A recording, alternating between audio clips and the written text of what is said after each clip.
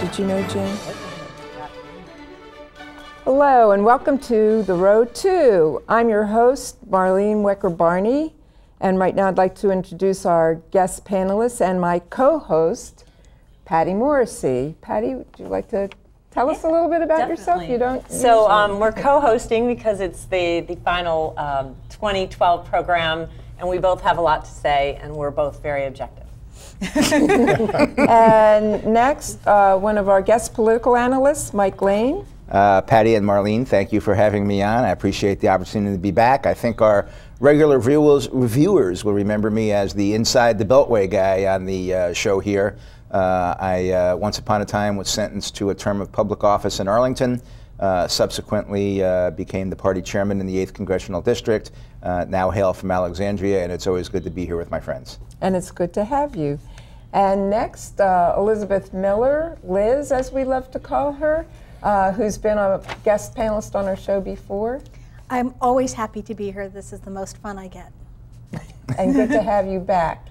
And finally, Liz's better half, or maybe not so better half, Stevens Miller. Well, I'd say Liz is the better half. But Stevens Miller, former Loudoun County Supervisor, please tell us what you're up to. Not so better half. I think you've covered it already. But, like Mike, I'm a washed-up former local official, and you love to call her Liz. I call her she who must be obeyed, and we'll take care of that better half thing when we get home, sweetie. Sorry. And it's good to have you here. Well, thanks. That's nice to hear. So first of all, before we start into our discussion about predictions, how they turned out, politics, I'd like to take a moment again to pay tribute to our former host, Jim Flynn.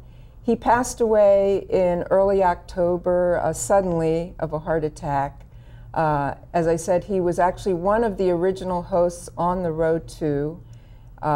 And he was just a dear friend, a Renaissance man, a true Renaissance man. He was well-spoken, well-read, a wonderful writer, a terrific host. He had very eclectic tastes, and he knew a lot about many, many subjects. Sports, he was a great lover of golf and basketball. Issues and Questions was one of the shows he produced here, along with the golf show. He did an exercise program at one point called Shape Up. He did a singles program when he was single. He was just a man of many tastes. He introduced me to the Brahma Kumaris, a group of wonderful women that work for world peace and international education.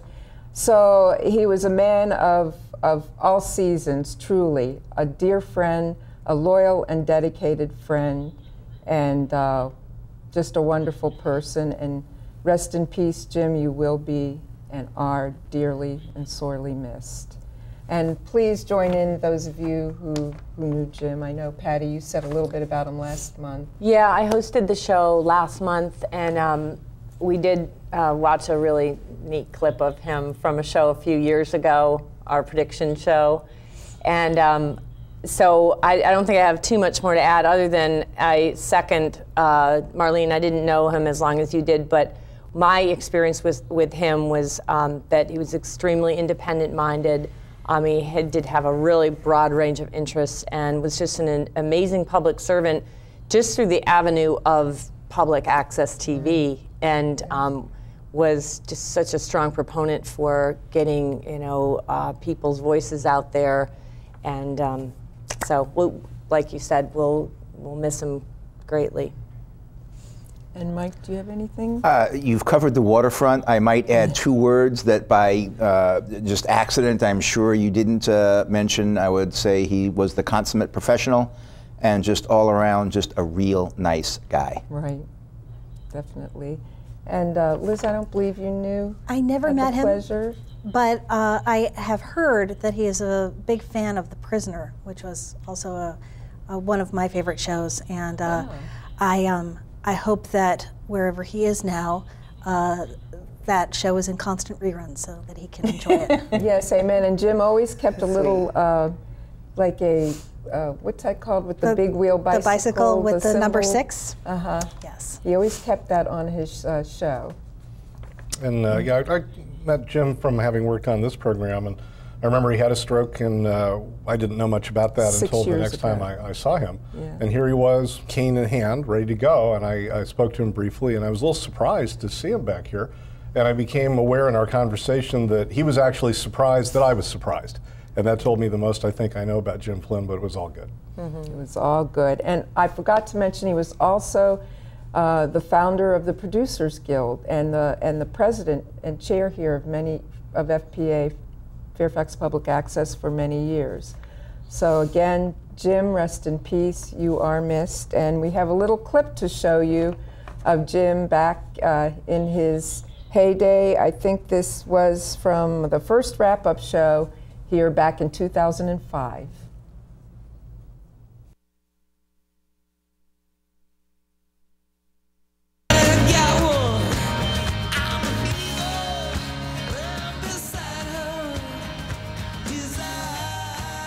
Welcome to The Road 2.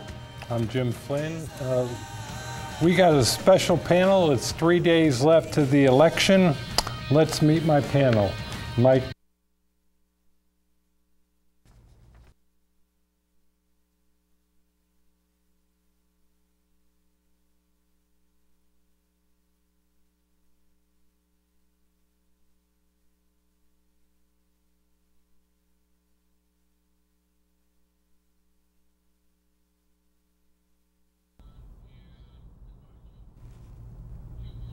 So as Jim would say, that's enough of that stuff. Let's talk politics. All right. So we're going to switch over. As we like to do, we like to kind of tackle like national level and then get back to what's going on here at home. So we're going to talk about something that's been really in the news for a month or so now, before the election. And that has to do with what happened in Benghazi. And it's a very touchy subject. I just want to say that we've heard a lot of theories about why Senators McCain and Graham have made a huge issue out of it. And I'm just going to throw it over to Mike before I say anything else. Let you talk about it. Well, I do think it's a big issue. In fact, I probably think it's a bigger issue than many in my own party. Look, we don't know what happened over there yet. We're not getting, I don't believe, in my opinion, the straight scoop from the administration. I thought it was odd as could be that they selected Susan Rice, the ambassador to the United Nations, to be the public face of Benghazi on that fateful Sunday when she made 5 television appearances and talked incessantly about this insightful mob, sudden mob action, which we now know in retrospect didn't exist, and which David Petraeus has testified in front of Congress that within 3 hours he knew didn't exist as well. We know that the talking points for the CIA were changed, and that's about where we are. So, I have 2 reasons for saying that I think Susan Rice will not become the next the next Secretary of State.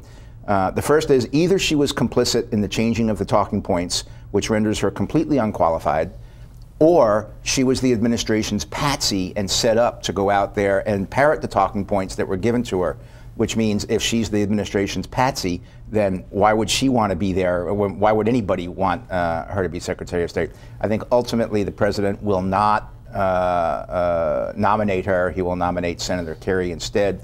Much easier path to confirmation through the Senate when you get a member of the club. And I think it's regrettable because Susan Rice was not a particularly poor public servant, but she was either set up or did something wrong here. Yeah, it's kind of amazing the variance in opinions on that. I would say, though, that I think the attack that she's a patsy or that she was being political is kind of strange, because you know every administration, they're very careful with what they say in public about, especially about incidents relating to national security and relating to the deaths of Americans overseas. Very careful. So, and I've been doing some research lately on this, and apparently there were a lot of reports of civil unrest, unspecified as to exactly where they were happening, but there were reports that there were demonstrations in Benghazi as part of, you know, a larger reaction to that horrific video. But Liz, what's your take on this? Is this being overblown? Well, I have a number of thoughts on it. One of which is that during Obama's administration, there have been actually fewer attacks on embassies than there were in Bush's administration or Clinton's administration, if you take any 4 years of those administrations. So it seems to me to be overblown in terms of the reaction to this particular attack. And the other thing that strikes me is that when Colin Powell went in front of the UN and said that there were weapons of mass destruction in Iraq, which was false, he seemed to get forgiven for that by the same people who are attacking Susan Rice. So I don't think she was being political. I think that they are being political. And obviously they're politicians and that's their job. Yeah, Stevens want to weigh in on that? You know, Patty, I always look at the consequences of these national level issues from my local perspective. And I think it's deeply regrettable, of course, that an American died overseas, especially one who was there representing our country and had an exemplary service record. That being said, there is one benefit I see to the political discourse at the local level to the Benghazi incident, which is that when you read the comment streams on the newspaper websites or the local blogs, you know that one side is winning when the other side brings up Benghazi, because this has become the most favored derailleur that the anti-administration and anti-democrat forces have used in the public discourse. As soon as they get the chance and realize they have nothing else to say, they say, yeah, but can you tell me why Susan Rice changed her story on Benghazi? As though that's the knockout punch to everything else. I take it as an indicator they really don't have a counterpunch of any kind. That's what it has become, is a useful point of vulnerability for this administration. She made a mistake. She got her message wrong. It's a chaotic situation. And Mike, I give you credit for admitting that because of some secondary collateral bungling, this country may lose someone who could have been a valuable national secretary of state, national servant, all because of political wrangling and pot shots. It's well, maybe, you know, just 1 second, the former chairman of the Joint Chiefs has been leading the investigation into Benghazi that Secretary Clinton commissioned soon after the event. So I think it's 2 weeks from now that report, that official report from Chairman,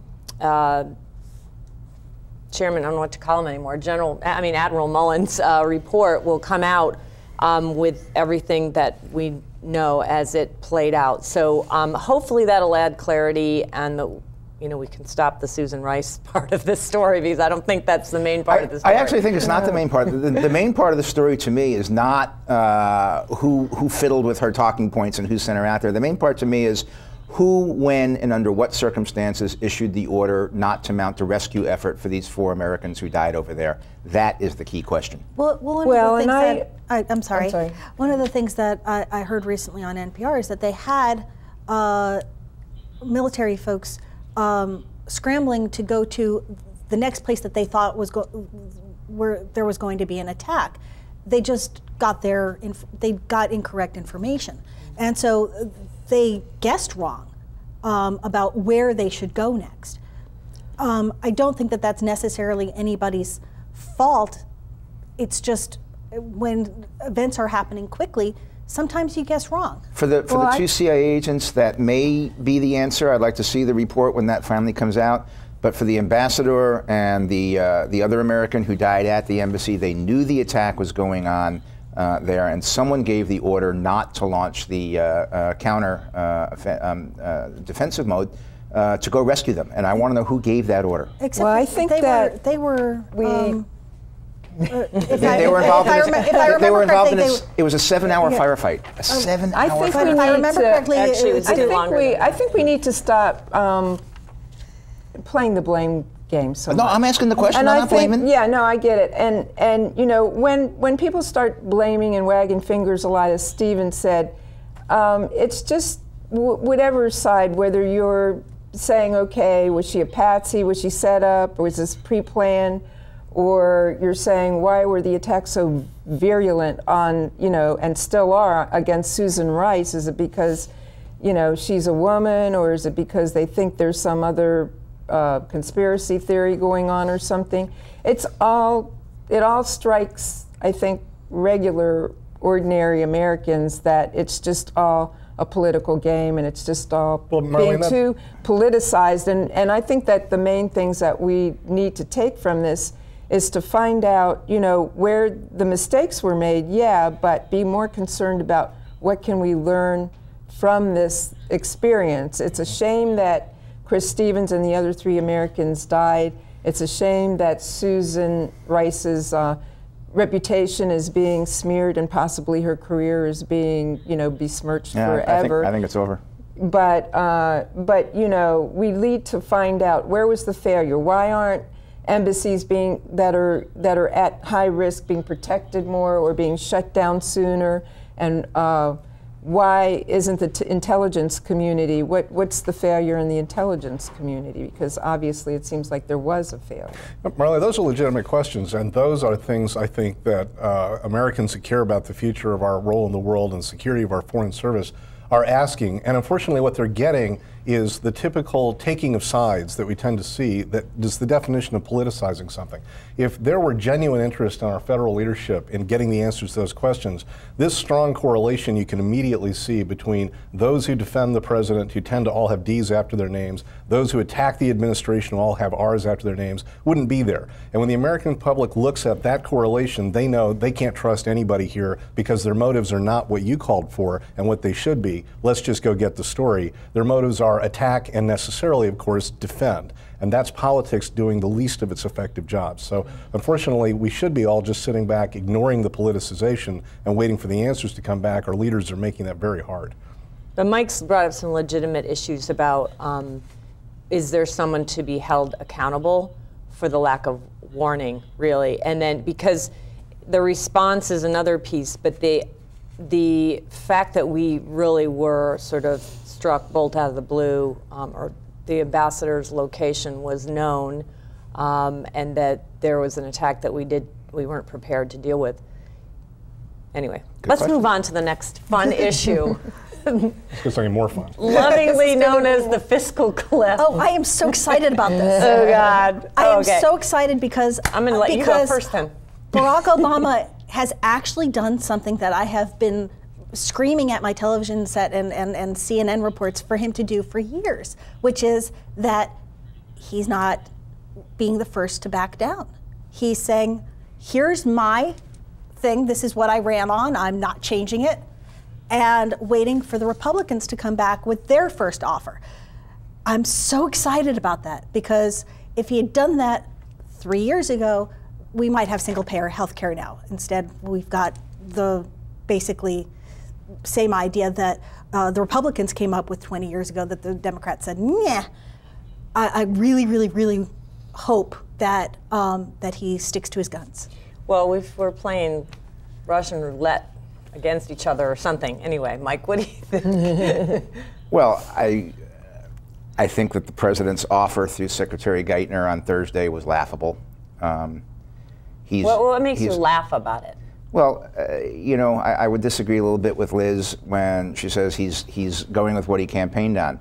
No, he campaigned on an $800 billion tax increase, and his offer to the Republicans was a $1.6 trillion tax increase. He's doubled down on what his campaign position was. That's a non-starter. His suggested cuts. Do you've read the fine print in what that 1.6 trillion is in terms of a combination of rate and deduction? And it's really, part of it is the limits on deductions for wealthy people, right? Right. That was the additional. I think we're going to get up to $800 billion. I don't think any combination is going to get us to $1.6 trillion. You're not going to get a majority of the Senate. If the Senate Republicans did not filibuster in the Senate, you still wouldn't get 50 votes in the Senate to pass a $1.6 trillion tax increase. You know, it's a non-starter. He offered $400 billion in cuts. The first one starting 10 years out and going between 10 and 20 years, and of course all of them unidentified. And then the third part of his offer was that we would no longer have Congress involved in raising the debt limit, that the president would be able to just issue a proclamation authorizing the increase in the debt limit. And then they could override it, right? Yeah, that's why I think it's not a serious proposal. Look, this is what's going to happen. The American people voted for gridlock when they returned essentially the same Congress and the same president back to where they were. We're going to continue to have gridlock.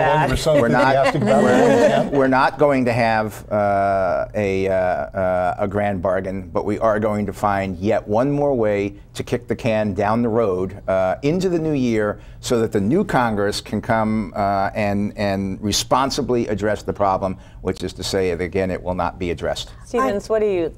Well, you know, the numbers Mike's talking about are intriguing, but the thing that shows up in headlines over and over again is that Boehner reports that considering the committed expiration that the Republicans voted for themselves of the Bush tax cuts is not on the table, out of the question. And it's easy to see why. It gives them the authorization they want to have to accuse the president of wanting to raise taxes. I thought Republicans were typically good at keeping to commitments, you know, integrity, honor, contract duty. I guess that's not true when throwing all that out the window gives you the license you want to say the president wants to raise taxes. The plan was that these things would expire, and to allow them to do what we told the American people they would do when they were put into place seems like the honorable act of leadership. And so to accuse the president of something that is not part of the plan because he is trying to hold them to what they committed to 10 years ago seems like the height of the You're talking about it was supposed to be automatic. Yes. That there was a temporary, right? And so the fact that there's the fight over whether we should stick with that initial commitment is being called a tax increase as opposed to that's playing the word original games, bargain. And immediately behind the word game is the fact that this is a commitment that was made by many of the people who are now insisting that it cannot be left on the table. That means they're the ones breaking promises. The president has never made a secret of where he wants revenue to come from. People who can afford to make the contribution to that revenue source that others cannot. And as we head toward a fiscal cliff where the most likely sufferees, the people who will hurt the most, are the ones that we are trying from the president's agenda and viewpoint to help, that makes it possible for the Boehners of the country to look at this and say, they will turn to the president and say, how could you let this happen, when that's exactly what the Republican strategy is. They want the least able to take care of themselves to suffer the most because they know Democrats will be weakened by this fact. They want the economy to collapse because they want the government put out of business. That's their long-term strategy. Yeah, but you've had some Republicans say, you know, this is nonsense. You've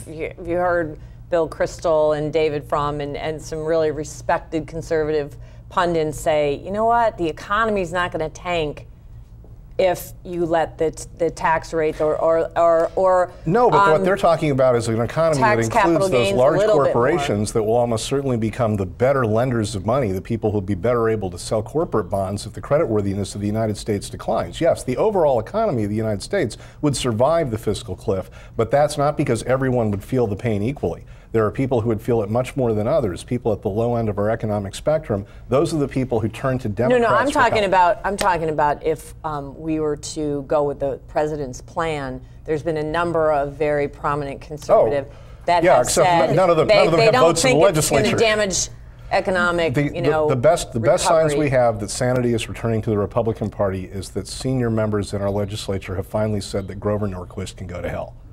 That's the ray of sunshine. Yeah. Are you piping in here? Well, I actually was going to pipe in because you had said that Oh, I thought you were going to disagree with your husband. Yeah. That was me. Well, you had said earlier that that people voted for gridlock when they returned the Congress that had been there before.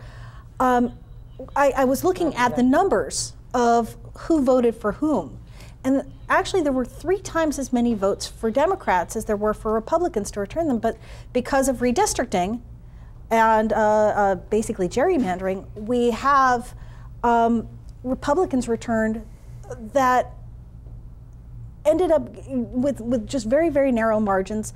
Democrats returned with huge margins, and we just ended up not being able to get the Democratic Congress that I think people really would have voted for. Yes, we do have gridlock, but I disagree that's what people.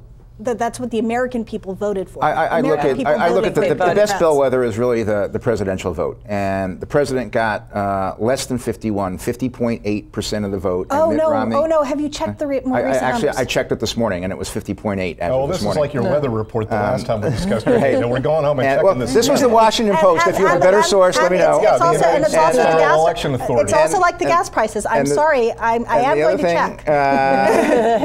Romney had actually the president had 50.6, I think. But anyway, it was less than 51% of the vote, and Romney had 47.7 or something like that.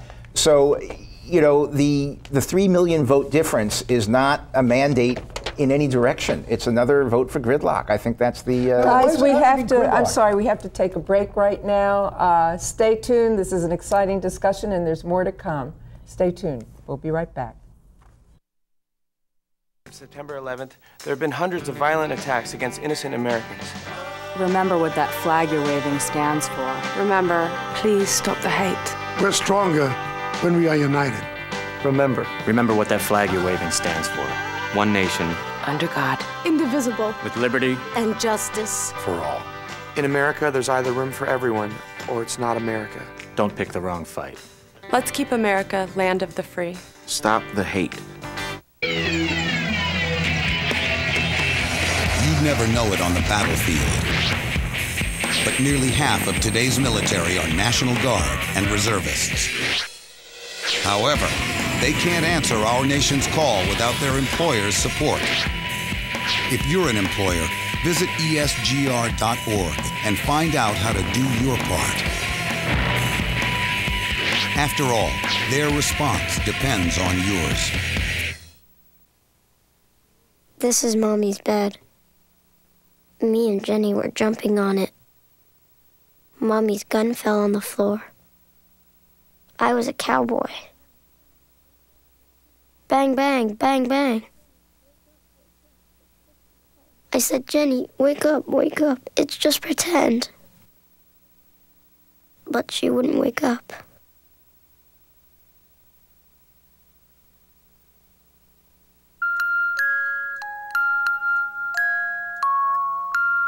I'm sick of this. I'm sick of dealing with you. I'm sick of I work 6 days a week. Who do you think you Stand are? up straight. Don't you ever talk back to me again! You just shut up! What are you crying about?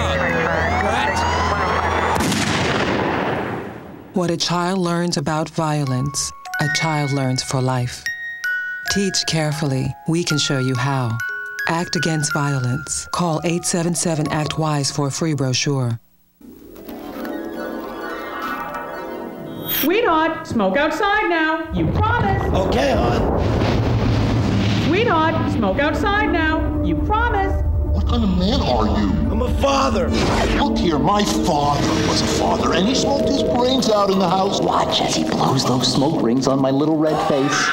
You probably have asthma. Asthma? Schlasma. I'm telling you, nothing's gonna happen to your kids. I swear. Don't swear when you're lying.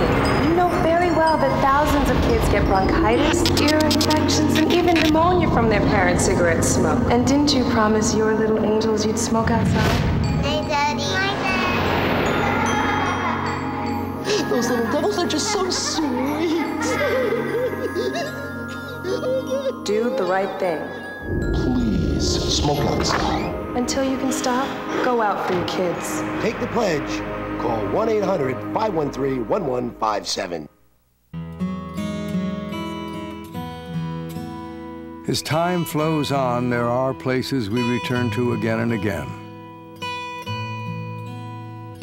Precious places. Timeless places. Places that, with your help, can endure forever.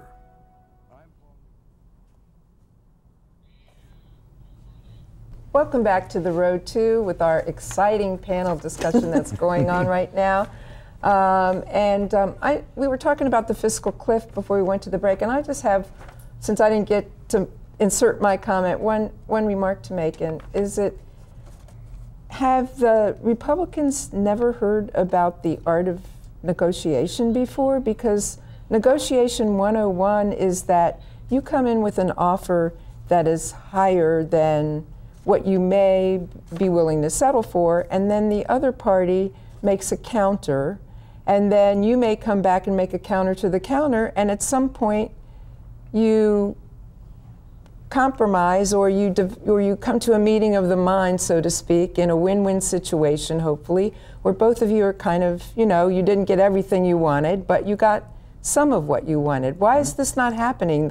You said, and as many Republicans are saying, okay, this is the offer, this is the plan from the president, it's a non-starter, and walk away without making any kind of a counteroffer. I just don't get it. I think the thing is, Marlene, in a successful negotiation, you start off close enough, or you have enough time to get close enough so that you can get to that agreement that you were talking about. But when you start off in a limited time like that, I don't think that under the current circumstances we're there. That's why I said a couple minutes ago before the break that I think what we're going to wind up doing is no grand bargain. We're going to find a way to kick the can down the road yet one more time and promise that we're going to look at it again next year. Do people disagree with that analysis? Or? Well, I agree with your analysis that I don't think it's going to be settled by the deadline, or the can will be kicked, as you say, but I do think that there was time, if you started out negotiating, there was time to get it done. The Republicans, it seems to me, or the critics of the president, are wasting time by just throwing their hands up and beating their chest and yelling, you know? And they went home for the weekend instead of staying and working it out. Well, the president and every economic expert that I've heard of says it would be insane to let this happen, because the damage, it's truly shooting ourselves in the head. So you know, it's interesting that we just had this election. We seem to have the same dynamic, you know, call it gridlock or call it just people hoping that there will be, you know, some bipartisan agreement on I think bringing the country back to the reason is, although I would rather be in your position than our position, because you did have marginal gains in the House and the Senate, and you did re-win the White House, which was all good. But nonetheless, we have essentially the same players back with essentially the same strength, and so you're going to get essentially the same result, I think. Well, let's transition to evaluating the predictions. the best for last year. We had our prediction show last month. I was here, Mike was here, John Flannery, Phyllis, Jim Parmalee, and apparently John Flannery won the prize for getting every prediction right, and Phyllis missed one. I'm not sure which one that was. But just want to go back, and we've got the Stevenses here that will bring some fresh... Millers.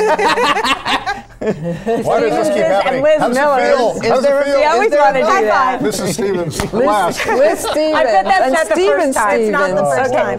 Sorry, we have Stephen S. Stevens. Liz and Stevens Miller here to bring some fresh commentary to what happened. And so let's start with Liz and your evaluation. Let's start at the presidential level, and we'll get back to the state or the. Work our way down to the important stuff. Yeah. I was really very pleased about the results on election night. I actually went to bed before I found out who won. But I knew when I went to bed. Been really tired. I stayed up. You must have been in bed by 7 o'clock. I even listened to the president's speech. I knew by the time I went to bed that every precinct I canvassed and the precinct that I handed out literature on election day all went for President Obama. And so I was done and I could sleep. The next morning I woke up and Obama had won Virginia and Loudoun County, and I was pleased as punch, and that he won the country was just icing on the cake. Mike, were you, I'm trying to remember our show last, I don't think you were quite as optimistic as some within the Romney campaign. I heard that they were feeling really confident, and then of course the polls get picked apart. I did think that Governor Romney was going to win, and I selected him to win on the show. You know, as I look at it, during the break I was talking with either Stevens Miller or Miller Stevens, we're not quite sure who's sitting here. I did talk with Stevens during the break, and the president's vote totals were almost exactly where I thought they would be. What I don't understand yet is how Governor Romney managed to get 800,000 votes fewer than did Senator McCain 4 years ago. And that, to me, is the key to the election, is that we just did a really not good job of getting our vote to the polls. But don't you think the primary process, I mean, if you think about some of the comments that Romney, whether he really believed them or he felt like he had to say them to win the base, the damaging things that kept coming back with the Hispanic vote and the self-deportation comment, that's sort of the one that pops up into my mind. But the thing that I heard from you know, anecdotally from people was that 47% comment never left my mind. All right. You know, and these are people who aren't partisan. All right. The answer is right. Exactly. Those are the people who aren't partisan. Your comment bears a lot of legitimacy and deserves a lot of study to find out how accurate that would be. But what you're talking about is the people who may have been turned off by that were the middle-in moderates who could go both ways. Right. We didn't get the base out equivalent to what McCain did. You know, that's the problem. Are you thinking that means you've got to push those conservative values even harder to motivate? No. Please tell me that's what you mean. No, that's not what I mean. No, we were clearly out-organized, and we should have been out-organized. I mean, Obama got started organizing 24 months in advance, and we got started organizing 4 months in advance. That might be true, but that's a nice way of saying that they voted for the wrong guy. His principles and policies were really superior. It's equally likely that the American public is informed, aware, made an intelligent choice, and just didn't pick your guy because they liked our guy's offering better. I was very intrigued, actually, at the polls on Election Day. I spoke to a woman who was actually handing out Republican literature and whispered to me that she had voted for Obama because of choice issues. Yeah. And you know, this is because she's a member of the LCRC. And the Loudoun County Republican Committee, which has a stranglehold on its core membership. But Mike makes a powerful point. But for her, the issue was choice. Yes, and she voted for Obama. And that's a critical point from Mike's perspective. I agree with him that this election was decided by an extremely narrow band of moderate voters. And when you look at that 47% remark that Romney made, it was an insulting remark, but he probably was speaking with perfect accuracy. He didn't expect to win with a 60 or even 55% mandate. He knew that most of these votes were decided the moment that one person said, I represent the traditional liberal side, the other one said, I represent the traditional conservative side. And the sad fact is that as intelligent and attentive as most voters in America are, those are the things they want to know. And once they know them, they know how they're going to vote. Yeah, but I think that leaves this tiny little band of moderates that ultimately were the decision makers this time. But it wasn't just the moderates, though. In the McCain to Romney Hispanic vote margin, that was huge right there. But that's a relatively small percentage. Extremely huge when you looked at George Bush, because George Bush actually did try to get through an immigration bill that had some common sense to it. He also had a track record. If you look at the Republican governors of border states, they all have a slightly different approach and a different track record on the Hispanic vote, and they do much better. Yeah, in the conversation. That's actually the conversation. And I would suggest that maybe our border state governors ought to hold a seminar for the rest of the party and teach them what they know. Yeah, well, Liz pointed out Jan Brewer of Arizona's not really in that club. Marlene, did you want to talk about the presidential? Well, I wasn't on the prediction show, but you know, my prediction was I thought Phyllis was actually closer to being right. I was agreeing with her. I think she said it was 51-49, I believe, and I thought it was going to be around 51 or 52 for Obama, it ended 49 for Romney. According to what I just looked up, it was 53 for Obama and 47% for Romney, which I just love. What website are you on? It was Wiki Answers. I typed in, so I'll go and find it more. But you know, I said this. Wiki Answers. I said this last month. I said this last month. Everybody else was just giving the data from the actual election day. Wiki Answers had the most up to date. So it's not so much the numbers, though. We know. I think most of what I listen to, which I have to admit isn't probably everything, but the conclusion that a lot of the pundits drew was that people are in favor of a balanced approach to decreasing the deficit, and that they are willing to sacrifice, or I should say maybe a lot of people are willing to go with the president's proposal because a lot of people, as in 98% of those people, shouldn't be affected by a tax increase. And so just looking in economic terms, Mike, why are the Republicans still so hard over on that? I can just to go back a little bit. I don't think we are. This is the underlying. You know, I think it's real clear that we're going to give the $800 billion on taxes that the president campaigned on. Now, in the aggregate number, I think that will happen. In terms of which taxes will create more or less of a drag on economic growth in the future, I think there's a very legitimate debate. And if we're going to give the president his gross number, I don't think we have to go along with every little line item detail that he's asking for. Yeah. And that's where we are now. And so everybody's got to give some, including the president, who, as you know, Marlene pointed out, you know, he's starting out over here. When he starts to give a little bit, we'll find out what his compromises are. Give him a counter offer. But you know, we're going to kick the can down the road. We're not going to get a deal. But we're not going to go up. We're not going to go off the cliff. We're not going to get a deal. We're going to borrow money. We're going to do same old, same old. I have a great idea for a comedy skit. I'm going to maybe put it on YouTube where I'll negotiate with myself and do both sides. And I'll come to a solution. All right. But anyway, I think we should move on to the other races. And, you know, I'm sorry, Mike, but you messed up your near perfect record. Well, here's what I did. I thought in Virginia, I thought George Allen was running 2 points behind Romney, but I thought Romney was going to win by 3 or 4 points in Virginia. So I thought George Allen would be pulled in. As it turned out, Allen was only 75,000 votes behind Romney. But when the top of your ticket doesn't win, the next piece of your ticket doesn't win either. Well, you know, frankly, I have to say, because I phone banked and canvassed for Tim Kaine. I think he's a great guy. I think he was a great governor. I think he'll make a great senator. But that being said, I thought that he was actually going to outperform Obama in Loudoun County, at least, and in Northern Virginia, just on the basis of my experience of talking and he did. With people. Well, he outperformed him by 75,000 votes. I actually found that there were Republicans that liked Tim Kaine that may be voting for Romney, but were going to vote for Kaine, which I thought was interesting. Obviously to the tune of 75,000 Commonwealth-wide. Yeah. I think it's easy to accept the idea there are probably more Obama Kaine voters than there were, Romney Kaine voters than there were Obama Allen voters. There are, you know, one of the things that has troubled me, and Liz and I talk about this constantly, is that a man who had a noose in his office could even be a viable candidate at that level. And what I have sadly come to conclude is that it's not in spite of the noose, but for many voters it's because of it. And we still have to cope with the fact. In his office? He says because it was a bit of historical memorabilia. Or so that's the story we hear.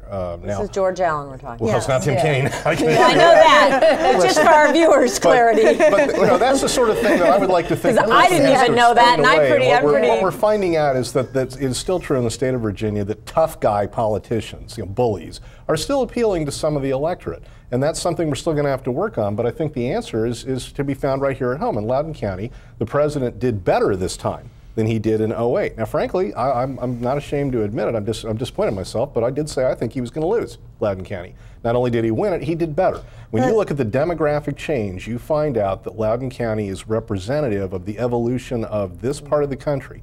And when we say, as Loudoun goes, so goes Virginia, so goes the country, we just proved that's right. I mean it. As more of the expansion from the cities where density tends to correlate with voting Democrat expands into the suburban regions, as we increase the level of political awareness, I think that And when I say education, I know that some of the folks in the far right like to say this only proves education is a bad idea, but you look at things like density, income, education, those things correlate with the growth in Loudoun County, and they do what Loudoun County did. They tend to vote more Democrat than Republican. And over the course of a few more years, we're not going to see anybody think it's such a hot idea to be acting like you're a tough guy bully with nooses in your office. I have to admit that I was very, very anxious about Loudoun County and Virginia in general because I read way too many blogs. And the commenters on the blogs were 60-40 anti-Obama. And I hadn't realized how many voters out there, presidential year voters out there, were just not participating in the discussions. So. Well, yeah, and I think the blog demographics are a little distorted. Very. Because there's a lot of angry people. They're not representative. They're self-selected, so it's right. It's a distorted. Well, this is something I envy about your community, Mike, is that when Republicans think things aren't right, they get mad. And angry people are active people, they're vocal, and they don't let you walk away without telling you what they think. I can tell you that on our side, when the liberal community doesn't like things, we have a tendency to get out of brandy and say it's all so terrible. But we don't really become vocal or active. I'll come over for your next brandy party. We'll try. I'm the exception. I'm not sure I'm a Democrat anymore. My party keeps telling me I'm a spy for the other side. And this is one of the reasons, I'm sorry to get us slightly off the topic here, but this is one of the reasons why we formed our PAC, is we actually got angry. So we're going to talk about that. Yeah, in a minute. Okay. Should we? Well, there were a few other races here. Does anybody want to talk about the Well, I hope the McCaskill-Aiken was a no-brainer. Yes, the Warren. Yeah, but every indication at the beginning of that race. The entire Midwest Rape Caucus is out except for Ryan. I'm happy. No, if you all remember back to, Claire McCaskill was like the most in jeopardy senator supposedly in the Senate. She was for a while. And again, there is, Mike, you have to admit, there's an element of the Republican Party, which I've witnessed firsthand, that is really, really focused on what they consider to be sort of the fundamentalist, religious conservative agenda. And the fact that got sort of brought to the extreme that someone could make comments that indicated that rape wasn't actually rape. In a how do you deal with that issue? Legitimate rape, well, I think a woman's body has a way to shut that whole thing down. I think we deal with it the way we did. Every Republican in the country publicly called for this guy to get the hell out of the race. And he refused to do it because his own personal ambition was more important to him than the future of the country or the future of the party. Romney called for him to get out of the race. He did. Romney did. But he didn't call for Murdoch to get out of the race in Indiana. Murdoch was a whole different issue. It wasn't. It was almost worse. Well, okay, we don't have to dwell on it. I think I got that one right. I said that Murdoch would run 10 points behind Romney in that state, and he ran 10 points behind Romney, and Romney won by 9, and Murdoch lost. Well, but this is what's strange, though, to me, is that, so Indiana's a red state, they vote for Romney. Romney said, in effect, in a legal sense, the same thing. I will vote for the person. I will support the personhood amendment. So the personhood amendment says, at the moment of conception, that life is protected, so any abortion should be illegal. Any excuse for doing anything to that woman's body, not that you would even know whether she conceived yet or not, but in effect, he had the same position as Murdoch. So it's really, I don't know, I like to think people are paying attention, but they pay attention to the things that get sort of the politicized headline, the comment that seems like, oh my God. But in effect, the positions of Romney were right along the lines of that far religious right. I do disagree with that, but I want to go back to your first point in that thing, which was that we seem to have these candidates. And you're right. In the past 2 cycles, it's been a real problem for us. We've probably lost 5 seats, 3 in the last cycle and 2 in this cycle, the Indiana and the Missouri seat, because of extraordinarily poor candidate selection. One of the things you guys do really well is that your establishment does go into various key races and you work to make sure that the best candidate is the one who winds up as your nominee on the ballot.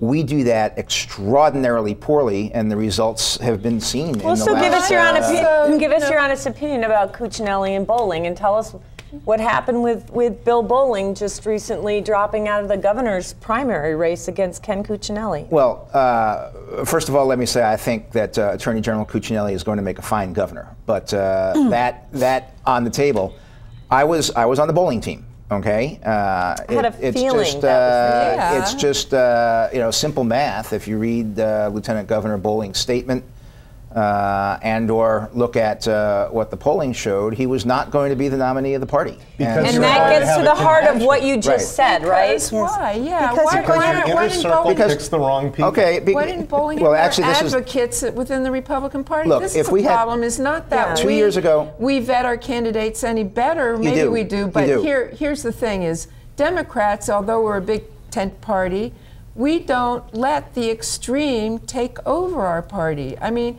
in Loudoun County, there was an extreme group led by Lyndon LaRouche, who called themselves Democrats. We don't think they were Democrats, but that's what they wanted to call themselves. With the Democratic Party, the mainstream Democratic Party in Virginia and in Loudoun County in particular, where Lyndon LaRouche lived, fought to keep them from taking control. I don't see that happening in the Republican Party. No, it does. They're letting the Tea Party and the extreme right-wing people take over the party, and I think that's been the problem. In certain very high-profile races, yes, it has been a problem. I've already identified 5. In this cycle, you had the Indiana and the Missouri Senate races, and in the previous cycle, you had the Colorado and the Delaware and the Nevada Senate races. 5 races that we should have won and that we lost because of extraordinarily poor candidate selection. We're going to do a better job on that. Right.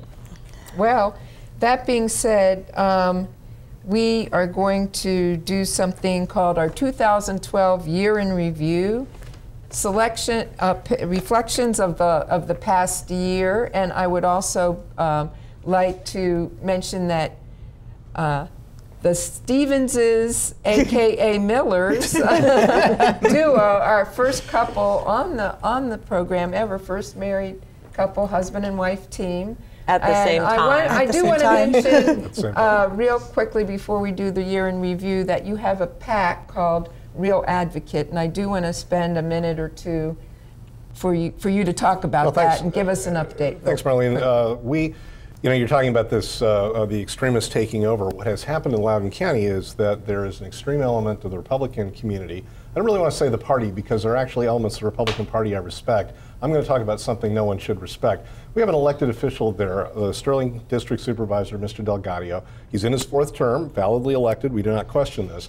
But his activities outside the county are intolerable for their bigotry, their anti-equality agenda. He has been a professional fundraiser for most of his life, and he has become the first person of interest for Real Advocate.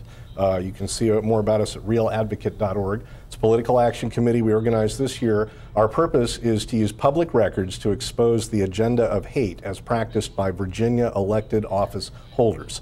And we're going to let people know what these folks are really about. And if the Republican Party wants to continue to defend someone who makes their living by threatening the welfare of peaceful Americans all over the country with falsehoods about what they really want to accomplish in their lives and terrorizing some of the people that they get these emails from them, then they're going to have to answer in the public sector for what it is they say in those communications. We've been going to court. We've been getting the material that this man has been sending. People are finding out what he really stands for, what he really does with his time. We hope everybody listening to this will come to our website and join us because hate has no place in American politics. Amen. Well said. To add to that? I would just like to add that we were extraordinarily fortunate in picking Eugene Delgadio because he not only is a purveyor of hate throughout the country, he also seems to have misused his office in getting his staff aides, who are paid for by the county, to spend quite a bit of their time fundraising for his campaign using government offices and government phones also taxpayer funded. So, and you know, what was that investigation. website, real quickly? Realadvocate.org. I know you have a slide check for it it. out. Maybe our friends can put that up. We have about 2.5 minutes, so year in review, I'm just going to say it's all good. Let's go to Mike first. I'm looking forward to 13. You asked me before about the governor's race coming up in 13. With Lieutenant Governor Bowling's exit, that does clear the way for Attorney General Cuccinelli to be our nominee. Although there is still a lot of, particularly in the Netroots part of your party, clamoring for Tom Perriello to get in the race. It looks like Terry McAuliffe is going to be your nominee. I look forward to that. I mean, I think, no matter what you think about Terry, and he's a nice guy. I've met him. He's charming, but he's got more baggage than a hotel lobby at group checkout. I mean, this guy is somebody that we think we can we can have a lot of fun with, and I think that it will be. It will be a clash of ideologies. It will be a low turnout, and it will be the first truly negative campaign in the history of Virginia. I'm really excited actually about this one because Cuccinelli is just known throughout the country as being completely anti-choice, and I believe that this past election really proved that choice is an issue for people. And most people are pro-choice, especially in Virginia. I think that it's going to be really very interesting to see if people remember when they get to the polls that this is the person who is trying to shut down every abortion clinic in the state, that he is the person who pushed the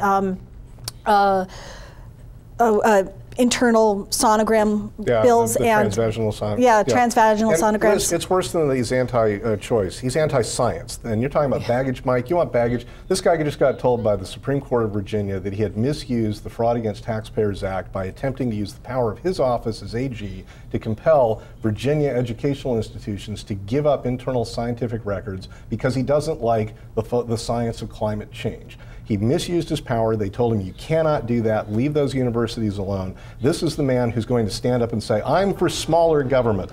I want to invade your body. I want your daughters to have their rapist children, and I don't want science taught in schools. I'll make that against the law. That's his platform. Perfectly mischaracterized. We have we're running out of time. I actually want to say, I think that's a really, really critical issue on a policy level. Terry McAuliffe is actually say goodbye, everybody. Sorry, too late. Happy holidays. Happy holidays. Happy holidays.